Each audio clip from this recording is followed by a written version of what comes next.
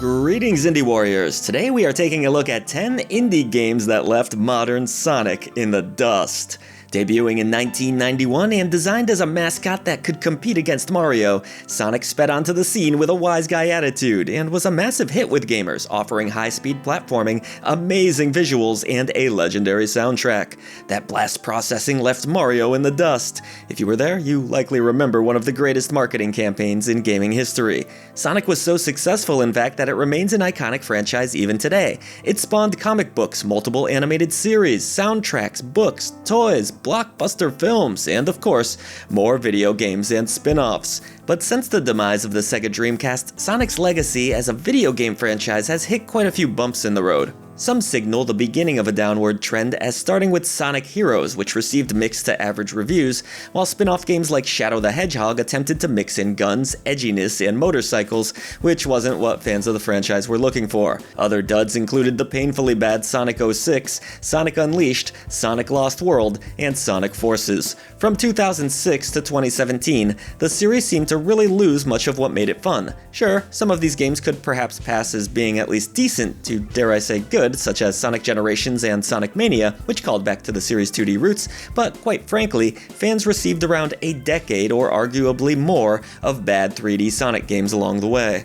Even a recent shift to a more open-world setting, Sonic Frontiers, was met with a mixed reception. All of this is to say, fans have either dealt with or ignored bad Sonic games for a long time. But there's good news for those of you who crave the speed and fun of this classic franchise, as today I present you with 10 really fun indie games inspired by Sonic that successfully carry the torch.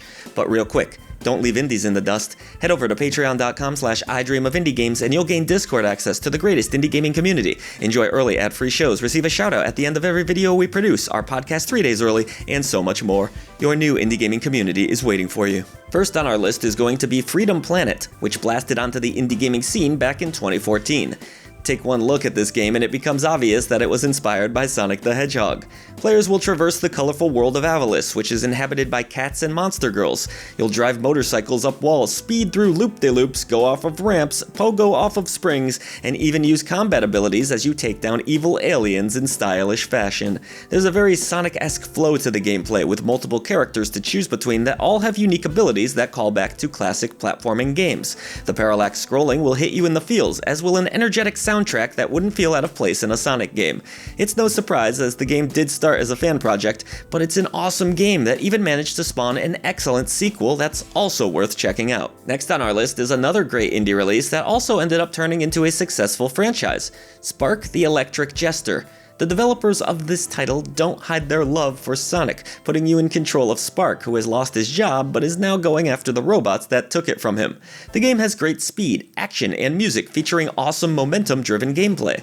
However, it's worth noting that the sequels feel closer to the 3D Sonic games, though they tend to borrow from many of their better aspects. The Spark series may be mostly inspired by Sonic, but the franchise also mixes in a bit of Kirby and borrows from some more popular AAA action games too.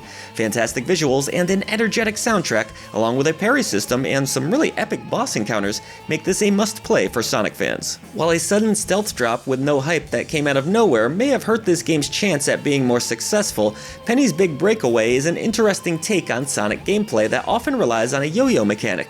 Being tailored towards fans of the 3D Sonic games, Penny's Big Breakaway has a great classic Saturday morning cartoon look to it that is beyond charming. Building speed is once again the name of the game as you chain together moves to keep your momentum going. The yo-yo mechanic feels somewhat like Sonic's classic spin dash, though players are able to swing and zip through levels, which gives this game a little bit of its own identity. There's a bit of Sonic attitude here, which is no surprise as this game comes from many of the folks who worked on Sonic Mania, and it even features an awesome soundtrack from T. Lopez. While a little tricky to master, Penny's Big Breakaway is a charming release that is well worth your time. Alright, I'm cheating a little bit on this one as it's not officially out yet. However, a promising demo on Steam has made me very excited for the final release later this month, Advent Neon. Much like most Sonic games, Advent Neon is all about building up speed and trying to keep your momentum. You have a double dash here and various chain attacks, which are crucial to master if you hope to survive. The controls feel pretty good, with Neon being able to punch foes and combo them into oblivion. I like the design of the character quite a bit too, and how its combat wouldn't feel entirely out of place in a Mega Man game. With its fast gameplay and visuals that call back to Genesis, I feel very optimistic that Advent Neon can be a great Sonic-like. At number 6, we have a game that could easily have ended up on one of our hidden indie gems lists, Crumble. This physics-based platformer with a grappling tongue mechanic captures the speed of Sonic, but will also make you feel like you're playing a Spider-Man game at times in how you can swing around its worlds. Controlling an adorable blue ball, there's a full campaign here as well as some fun multiplayer options. Yeah, it might not look like a Sonic game and it isn't all about robots and rings, but the flow and momentum will remind you of some of Sonic's best moments, along with physics-driven movement and a tongue swing that calls back to spin dashing. Your reflexes will be tested across the crumbling environments, with joyful visuals that give the game that arcade Sonic energy. Overall, Crumble is a great release that should definitely be added to your gaming library. Cruising right along, next is the adorable Toree 3D, a game that really quacks me up. While a little bit strange, I love the game's low-poly visuals that evoke the Dreamcast era. Tight and fast platforming is available here too, and an amazing soundtrack. Seriously, it's really good. Levels are quick here, pressing players to push forward, and much like Sonic, expect to be rewarded for keeping a good flow state and staying in rhythm. It also makes for a wonderful speedrun game. A simplistic control scheme works well, as does its bite-sized approach that favors replayability. If you crave even more, the sequel, Toree 2, is every bit as good as the original, if not better. Time to stop the dastardly Kaiser Kiwi who has kidnapped all the little adorable roly-polies in Polyroll, a delightful platformer that oozes with retro aesthetics. This buggy world is colorful, fun, and it doesn't hurt that the game plays great too. Explore branching levels in this surprisingly robust indie release that can easily keep players busy for close to 10 hours. That's because it features 30 levels full of secrets and classic boss battles. You rely on a super shell to bounce and roll through levels, with Poly able to perform a spinball attack just like a certain Hedgehog. The 16-bit visuals and 90s attitude make this an awesome pickup for fans of classic Sonic games. It's really affordable too, like many games on this list, especially if you're watching this during the Steam Summer Sale. Do you crave a game that captures the speed and visual style of Sonic but adds the intense challenge of, say, a Super Meat Boy? How about one that comes from the same folks that created the last game on this list, Polyroll? Well then, have I got the release for you, and it's called Panic Porcupine. Sadly, this game is in double-digit reviews on Steam. It deserves much better than that. Panic needs to stop a mad doctor and save burbs across 50 brutally difficult levels littered with traps, and you won't have any rings to bail you out, so expect to die and die often. Great level variety, hidden secrets, tough bosses, and a hilarious premise make this the perfect selection for fans of classic Sonic games that want to torture themselves, but in a good way, if that's possible. Here's a really deep cut for you that has just 32 reviews on Steam.